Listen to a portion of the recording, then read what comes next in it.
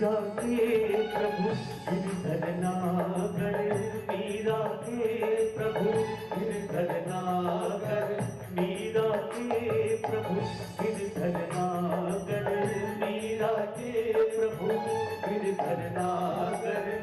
आस भई प्रभु दर्शन की, मुँह लागी लगन गुरु चरणन की, गुरु चरणन की, गुरु चरणन की, मुँह लागी लगन गुरु चरणन की, गुरु चरणन की, गुरु चरणन की।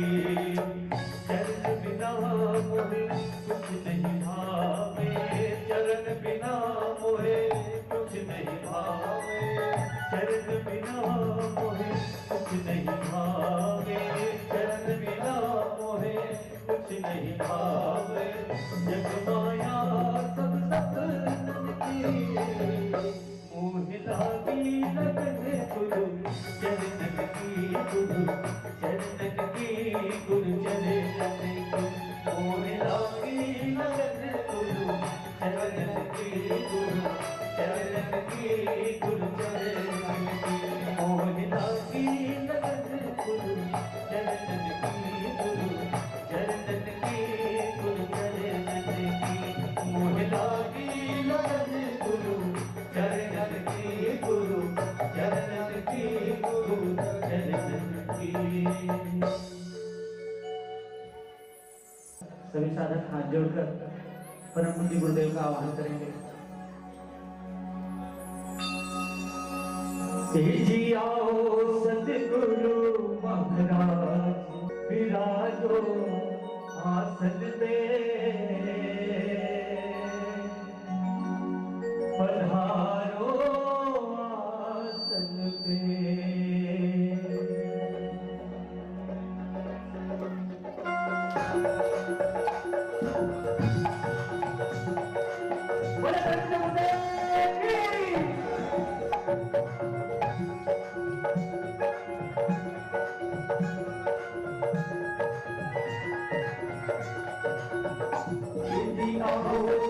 गुरु महाराज विराजो आसन पे,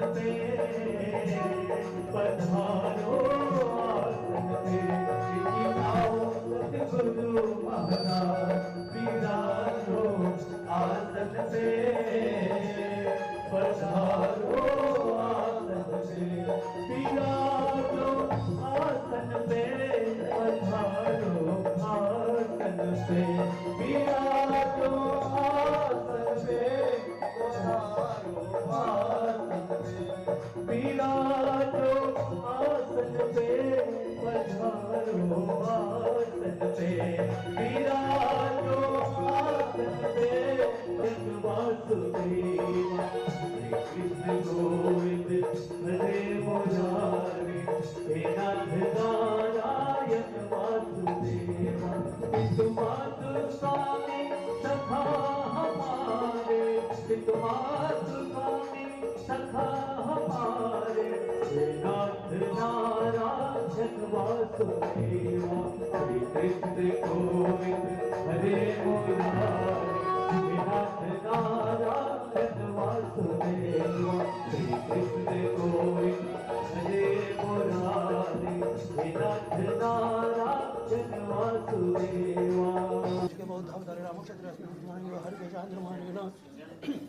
विश्वासुनाम संवत्सरे उत्तरायणे ईश्वरतो ज्येष्ठमासे शुक्लपक्षाद्याः एकादशायां द्विवासरे द्विवासरे बृहस्पतिवासरे शुक्लनक्षत्रेषु वैवेशेषु विशिष्टायां शोधितो निखिलगोत्रो नारायण नारायण नारायण नारायण नारायण नारायण।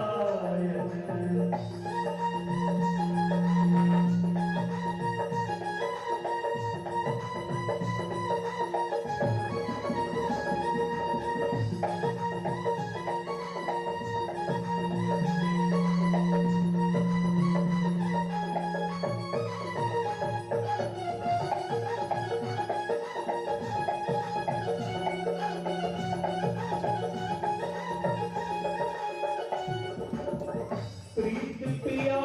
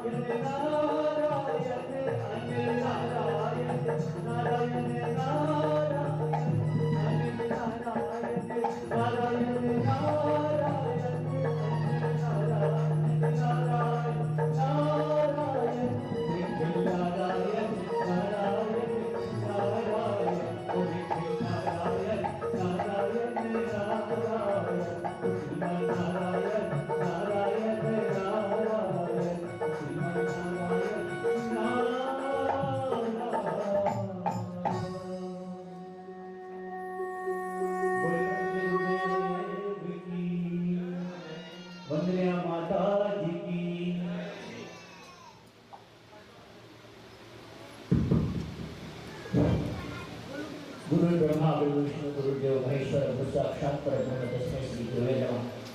श्री नाथादि गुरुत्रय गणपति पीठत्रय भैरव सिद्ध मुखद्रम पदेव विक्रमंडलम वीरानाथम वीरावली प्रसम श्रीमन्माय मंत्रासेकम वंदे गुरुर्मंडलम।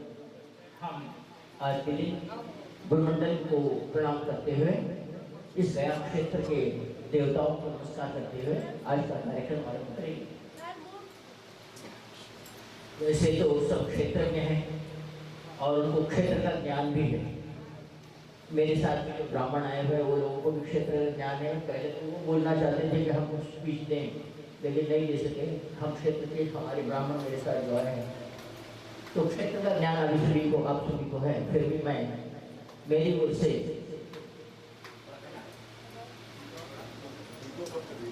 आपको इस क्षेत्र का ज्ञान देता हूँ कि क्षेत्र की महत्ता क्या है, क्यों भारत के या भारत के बाहर से भी लोग यहाँ आकर अपने पितरों को पिंड प्रदान करते हैं और अपने पितरों को मोक्ष दिलाने का काम करते हैं या मोक्ष प्राप्ति होती है ऐसा कहते हैं। ये ऐसा कौन सा तंत्र है यहाँ कि जिसके कारण यह सारी चीज़ें होती है। बहुत सारे लोगों को हम देखते हैं कि यहाँ आकर देने के बाद वो लोगों को पितरों का दोष जाता हुआ नजर आता है। तो पहले हम यहाँ विष्णुपद के बारे में बात करेंगे। विष्णुपद जो यहाँ रखा हुआ है उसके पीछे का एक सूक्ष्म ज्ञान ये है कि गयासुर नाम का एक राक्षस था और वह अपने गुरु शुक्राचार्य के पास गया और बोला कि प्रभु एक बात बताओ, हर बार हम जितने भी असुर है या तो ब्रह्मा की उपासना करते हैं या तो शिव की उपासना करते हैं और हमारे को मारने वाले भगवान विष्णु ही होते हैं किसी भी किसी अवतार में।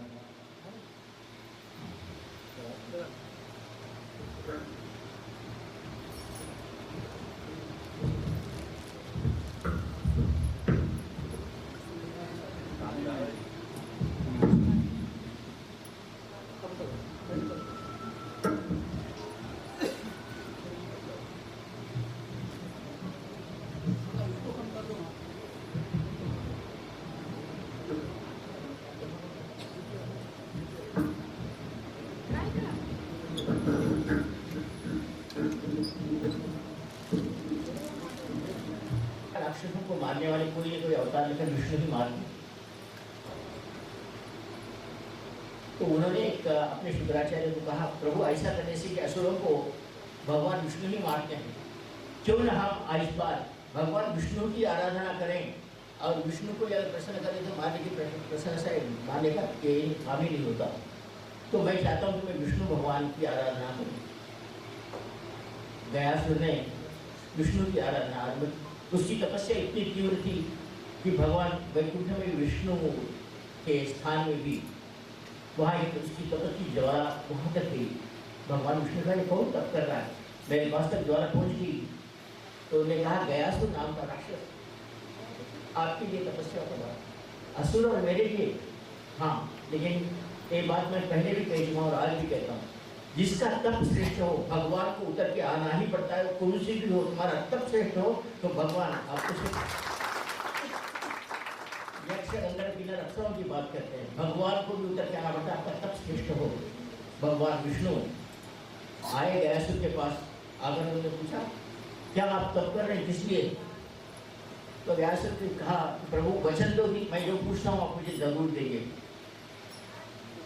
विष्णु ने कहा क्या पूछा, सारे असुरों को यही रहता है कि हमारी को मृत्यु नहीं है, मृत्यु नहीं है, ऐसा कुछ वर दे दो। ये भी वही पूछेगा। तो गयासुर ने कहा ठीक है, तुम जो पूछते हो मैं देने के लिए तैयार। तो गयासुर ने कहा प्रभु एक ऐसा वरदान दो, जो भी मुझे स्पर्श करेगा उसके पाप सब चले जाएंगे। भगवान विष्णु परेशान हो गए, अरे ये क्या करो, जो मुझे स्पर्श करे उसके पाप चले जाएंगे, ऐसा वरदान दो। अब तपस्या तो किया था, भगवान विष्णु को तो वर देना ही था। विष्णु ने कहा तथास्तु, तुझे वर दे दिया। वो बहुत प्रसन्न हो गया और जहाँ भी जाता था अपने असुरों को बुलाता था, चलो सबको काट के फेंक दो और मेरे को आगे स्पर्श करो, तुम्हारे भाग चले जाएंगे। वो ये जब इसकी ज़्यादा बढ़ गई, ज़्यादा के ज़्यादा वो उसने जो भी पाप करता था आगे गयासुर को स्पर्श करता था और उसके पाप चले जाते। सारे देवता भाग कर चले गए भगवान विष्णु का, यार क्या बंदी के बैठे हो, वो सभी पे जितने पाप करना है कर रहा है, उसको स्पर्श करते ही भाग चले जा रहे हैं, ये तो हमारे को काट के फेंक देंगे, बात कर रहा है। भगवान विष्णु को परेशानी हो गई, बोले मेरे को क्या मालूम है, और कोई मृत्यु नहीं है ऐसा वर मांगता है, लेकिन उसे ऐसा वर मांगा और इसको क्या कर रहा है। उसने पाप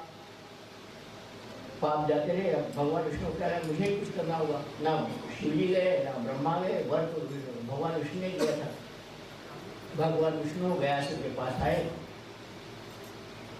तो विष्णु भगवान ने कहा, गयासुर मेरे को एक काम पड़ा है तेरे साथ, प्रभु कहो आपके आशीर्वाद से मैं बहुत खुशहाल हूँ, अच्छा हूँ, सब कुछ हमारा काम चल रहा है। भगवान विष्णु सर पढ़ कर रह गए, इसको क्या वर दिया मैं और ये क्या क्या कार्य चल रहा है। उसने कहा, गयासुर मैं इस संसार में बहुत बड़ा यज्ञ करना चाहता हूँ, लेकिन देखता हूँ कि कहीं भी कोई पवित्र जगह मिल ही नहीं रही। और मैंने देखा है कि तूने आज तक जितने लोगों को मारा, तेरे स्पर्श किया, तो तेरे पेट में सभी पाप चले गए। सब लोग स्पर्श कर रहे हैं मार के और वो पाप तेरे पेट में जा रहे हैं। तो व्यास ने कहा, प्रभु ये तो बड़ी एकदम भयानक काम हुआ, आप कुछ ना कुछ बोलो। तो ये कहता हूँ कि संसार में कोई पवित्र आदमी या पवित्र स्थल मुझे नहीं दिख रहा है, ऐसा करते तो सो जा, तू ही पवित्र है इस संसार में सबसे, मैं तेरे पेट पर हवन करता हूँ, यज्ञ करता हूँ। ऐसा बोला मेरे पेट पे, हाँ बेटा तेरे शरीर में जो पाप है ना, तेरे उतना पवित्र स्थल तो है ही नहीं, तेरे पेट में सारे पाप तेरे पेट में समा गए हैं और मैं उसके ऊपर यज्ञ करना चाहता हूँ। तो उन्होंने कहा कि प्रभु मेरे को कुछ हुआ नहीं ना, पाप तो पड़े हुए हो तो जल जाएंगे यज्ञ करने पर, तुझे क्या होने वाला है, तू तो सो जा। भगवान विष्णु ने उसके ऊपर यज्ञ कुंड का यज्ञ कुंड स्थापित किया और हवन आरंभ कर दिया। आप हो गया, सब चिल्लाने लगा, प्रभु पेट जल रहा है, पेट जल रहा है। तो एक बात याद रख, तूने जो पाप लिए हैं लोगों के तेरे पेट में हैं, अगर उसको मैं शांत कर सकता हूँ एक शर्त पर, क्या कि मैं अगर मेरा पाँव तेरे पेट पर रख दूं तो एक में शांत हो जाएगा, लेकिन एक बात होगी, तुझे जो मैं वर दिया हूँ कि तेरे छूने से पाप चले जाए तो वर चला जाएगा। प्रभु पेट जलकर खाक हो रहा है, अब कुछ भी करो, पाँव रखो, किसा रखो। और उन्होंने भगवान विष्णु ने उनके पेट पर पाँव रखा और कहा, आज से तेरे शरीर से पाप सारे चले गए, मैंने पद रखा है।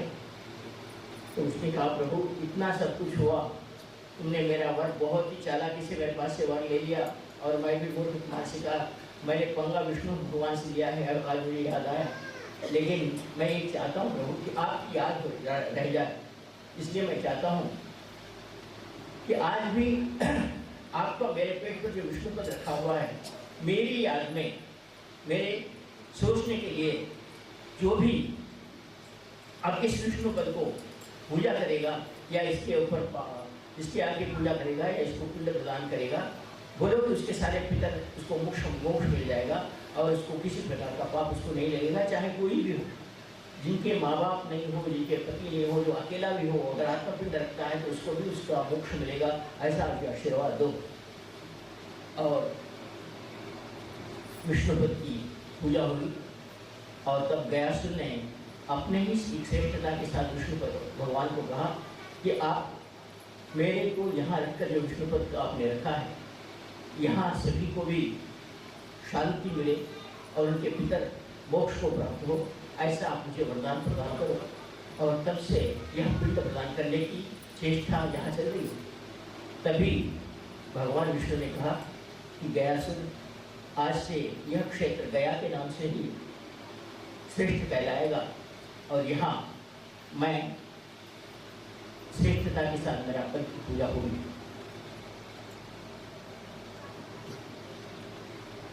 उसके बाद सभी लोग यहाँ आकर पितरों की पूजा करने लगे, पिंड प्रदान करने लगे और उनको संसार में कितनी भी पतित पितरों की पितरों को पानी न दिया हो, या अपने माँ बाप को सताया हो, गुरु को सताया हो, या किसी को भी धोखा दिया हो, उन सारे लोगों को अगर हम पिंड देते हैं तो हम उस पाप से मुक्त हो जाते हैं। ऐसा संसार में कहा गया। दया की श्रेष्ठता यह है कि तुमने तुम्हारे जीवन में अपने पत्नी को, अपने मित्र को, अपने किसी को भी धोखा दिया हो, उसके नाम से अगर गया हो, उसके नाम से भी पिंड देते हो, तो उसका पाप निश्चित रूप से उसका पाप चले जाता है और श्रेष्ठता के साथ उसके उस पाप से उसको भी मुक्ति मिलती है। यह होने के बाद बहुत सारे लोग यहाँ आने लगे और अपने पितरों के दोष निकालने के लिए यहाँ पिंड आदि को रखकर अपने इस पापों से मुक्ति पाने लगे। यह एक क्षेत्र हो, एक श्रेष्ठता हुई। अब दूसरी बात यह है कि इस क्षेत्र में मंगल चंडिका नाम की देवता भी है। मंगल चंडिका या मंगला गौरी आप बोलते हो, उसके बारे में कहा जाता है कि भगवान शिव त्रिपुरासुर को वरदान दिए थे कि जो इस संसार में तेरे से कोई जीत नहीं सकेगा। तो उसने कहा कि प्रभु इसके लिए मुझे क्या करना हो। उन्होंने वरदान दिया और शिव जी का विशिष्ट मंत्र जपने लगा। वो श्रेष्ठता के साथ आगे बढ़ा, लेकिन बाद में आते आते ये हो गया कि त्रिपुरासुर में अहंकार आया और वो भगवान शिव जी के ऊपर ही युद्ध हो गया। अब भगवान शिव कहने लगे कि इसने मेरे ऊपर युद्ध बोला है, ऐसे समझता क्या वर मैंने दिया है और ये मुझसे युद्ध करना चाहता है। तो तब शिव जी ने भगवान विष्णु से कहा, मैंने इसको वर दिया है, आप कुछ करो। तो भगवान विष्णु ने कहा, मैं मेरा रथ तुम्हें दे रहा हूँ जिसमें मेरा अंश है, तुम उस रथ पर चढ़कर उसके साथ युद्ध करो, तुम उसको जरूर अवश्य हराने की काम कर सकते हैं। दोनों का युद्ध आरंभ हुआ। शिव जी रथ पर बैठे हुए थे, युद्ध आरंभ हो गया। लेकिन त्रिपुरासुर इतना श्रेष्ठता के साथ था कि उसने उस शिव जी के रथ को तोड़कर नीचे गिरा दिया और शिव जी पृथ्वी पर आ गए। शिव जी को पसीना छूटने लगा और बोले, यह क्या होगा कि विष्णु ने दिया हुआ यह रथ भी नीचे गिर गया, अब तो अहंकार के साथ मेरे पीछे पड़ा हुआ, अब कैसे? तो उन्होंने तब क्या कि मैं क्या करूं? तो आकाशवाणी हुई और कहा, यह शिव का गुरु विष्णु है, विष्णु का गुरु शिव है। तूने उनके पास से रथ तो लिया, लेकिन गुरु को धन्यवाद नहीं बोला, गुरु को नमस्कार नहीं करते हुए धारण किया है, तो उनको नमस्कार कर। शिव जी ने विष्णु को कहा, मैं तुम्हें नमस्कार करता हूँ, तुमने इतना बड़ा रथ दिया, मैं तुम्हें कम से कम धन्यवाद भी नहीं बोला हूँ, क्या भी कुछ करो तो मुझे मारने के लिए तैयार। भगवान विष्णु आए और कहा कि उसने इस संसार में जिस काली की आराधना की है, उस काली की आराधना और तुम्हारे साथ वो तुम्हारे को मारने के लिए तैयार है। तो मैंने एक देवी की सृष्टि या आराधना की है, तुम भी उसी आराधना को करो। और उस देवी का नाम था मंगल चंडिका। और शिव जी ने उस मंगल चंडिका की आराधना की और कहा कि हे तुम शक्ति, तुम आकर इस युद्ध में त्रिपुरासुर का नाश करो। मंगल चंडिका का आह्वान हुआ और शिव जी के ओर से मंगल चंडिका ने युद्ध किया और त्रिपुरासुर का नाश किया। लेकिन हम क्या देखते हैं कि मंगल चंडिका है कौन, मंगल चंडिका कहाँ से आई? तो हम देखते हैं कि संसार में महर्षि भरद्वाज थे। महर्षि भरद्वाज बहुत ही तपस्वी थे और उन्हें तप करते करते समय एक बार उन्होंने पृथ्वी का दर्शन किया और पृथ्वी इतनी सुंदर थी कि उनका वीर्य नीचे गिर गया और वीर्य नीचे गिरते साथ ही वो एकदम अंगार जैसा लाल एक व्यक्ति की सृष्टि हो गई। उसको उस सृष्टि को देखकर उसने कहा कि यह कौन है? तो पृथ्वी ने कहा, ये तुम्हारा ही पुत्र है, तुम्हारा वीर्य मैंने ग्रहण किया और उसको दिया। तो फिर इसका स्थान क्या होगा? इसका स्थान होगा यह मंगल नाम के ग्रह से पहचाना जाएगा। और उसको मंगल को करीब मंगल ने कहा, मेरा शरीर जल रहा है, लाल होकर जल रहा है, प्रभु इसके लिए कुछ करो। तब भरद्वाज ने कहा तुम्हारे संकट को निवारण करने के लिए मैं चाहता हूँ कि तुम गणेश जी की आराधना करो। उस मंगल भगवान ने गणेश जी की आराधना की और गणेश जी प्रत्यक्ष बोलो क्या चाहिए? प्रभु मेरा शरीर जल रहा है, इसको शांत करो। तो भगवान गणपति ने कहा तू मेरे चरणों में तेरा सर रख दे, मैं देखता हूँ। जैसा ही मंगल ने गणेश जी के चरणों में सर रखा तो गणेश जी का शरीर पूरा लाल हो गया और उसकी जो जलती हुई शरीर लाल था वो बाहर आया और उसको देखकर कहा प्रभु मेरे शरीर का जितना भी ताप था वो कब्जा आप ले लिए। तब भरद्वाज आकर कहते हैं देख गणेश जी को आज से हम मंगल मूर्ति नाम से जाने जाएंगे। मंगल के नाम से रहने के कारण गणेश जी को मंगल मूर्ति कहा गया। पृथ्वी पर गिरने के कारण यह अंश होने के कारण इसकी आराधना भी उन्होंने की और हम देखते हैं कि यही आराधना का अंश मंगल चंडिका के रूप में आया। कहते हैं कि हमारे जीवन में शिव जी को भगवान विष्णु कहते हैं कि संसार में कोई भी व्यक्ति क्रोध के कारण अपने घर को बर्बाद कर लेता है या अपने सुख और चैन को बर्बाद करता है, उसको अगर इस मंगल चंडिका का आराधना करते हैं तो वह उसकी शांति अनुभव करेगा। तो इसके बारे में उन्होंने कहा कि ये सारी चीजें होती कैसी है। तो हमारे कुंडली के शास्त्र अनुसार कहा गया है कि जिसके केंद्र में मंगल हो, चौथे स्थान में मंगल हो, छठवें स्थान में मंगल हो, सातवें स्थान में मंगल हो, उसकी अपनी अपनी श्रेष्ठता है। छठवें स्थान में जिसका मंगल हो वह शत्रुओं से पीड़ित होता है। सातवें स्थान में मंगल जिसका हो वो अपने पत्नी परिवार जनों से पीड़ित होता है। पांचवें स्थान में जिसका मंगल हो उसके पुत्र उसके साथ नहीं देते। चौथे स्थान हो माँ बाप से उसका नहीं जमता।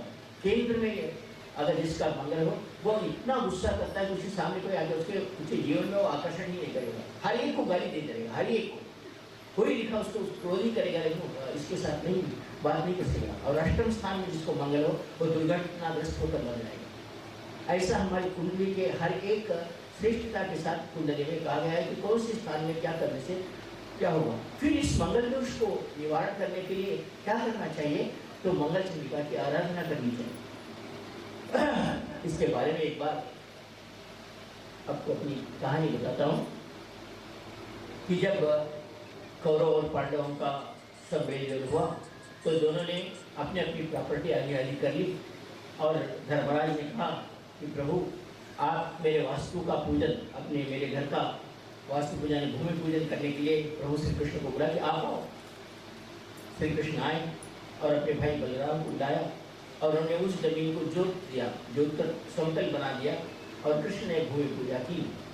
वहाँ कृष्ण ने उस श्रेष्ठता के साथ वो घर बनाया जिसका शिल्पी था मैं, राक्षसों का इंजीनियर था, जो वास्तु इंजीनियर था मैं, और उसको मैं सभा कहलाया गया और वो श्रेष्ठता के साथ उस महल को बनाया। महल को बनाने के बाद महल का उद्घाटन हुआ। उस उद्घाटन में दुर्योधन आदि को सबको बुलाया गया। बहुत सारे लोग आगे की कथा जानते हैं कि उस मय सभा में जैसा ही दुर्योधन आया, जहाँ उसको पानी है लगा वो बाजू में हट गया और जहाँ पानी नहीं है ऐसा समझा और वहाँ पाँव रखने गया और नीचे गिर गया। तो द्रौपदी जब उसका पाँव दुर्योधन का पानी में गिर गया तो द्रौपदी ने हंसकर कहा बाप जैसा बेटा भी अंधा, बाप भी अंधा, बेटा भी अंधा। दुर्योधन को गुस्सा पारा चढ़ गया कि इसने ऐसी मैं सभा का घर बांधकर मेरा अपमान करती है, इसको तो देख लूंगा। उसने उस दिन प्रण कर लिया और अपने मामा शकुनी के पास गया कि मुझे इस हंसने का, इस अपमान का बदला लेना है, मैं भी उसका अपमान करूंगा। और आगे के कहानी में आपको मालूम पता है, शकुनी ने युद्ध क्रीड़ा करवाई और उनके घर बार पत्नी सब कुछ ले लिया गया, घर को भी छोड़ना पड़ा। तो माता कुंती आकर कृष्ण भगवान से कहती है कि हे कृष्ण, जिस घर का भूमि पूजन आपने किया हो आज हम उस घर से बेघर होकर घूम रहे हैं। इसका कारण क्या है? कृष्ण कहते हैं, हे कुंती माँ, भूमि पूजन तो मैंने किया, लेकिन पांडवों ने घर का आरंभ जिस दिन हुआ, घर की वास्तु पूजन घर का आरंभ हुआ, उस दिन दुर्योधन आदि सबको पूछा, लेकिन मुझे नहीं बुलाया। पहली बात तो गलती है। नंबर 2, तीनों घर का वास्तु होने के बाद जो कार्य किया, और तो इसमें वास्तु की एक बात बताता हूँ। दुर्योधन के कुंडली में 5वें स्थान में मंगल नीच का बनकर बैठा हुआ है, नीच का बनकर बैठा हुआ है। और जिसका ऐसा होता है वो अपनी घर जायदाद पत्नी सब कुछ छोड़ देता है, उसको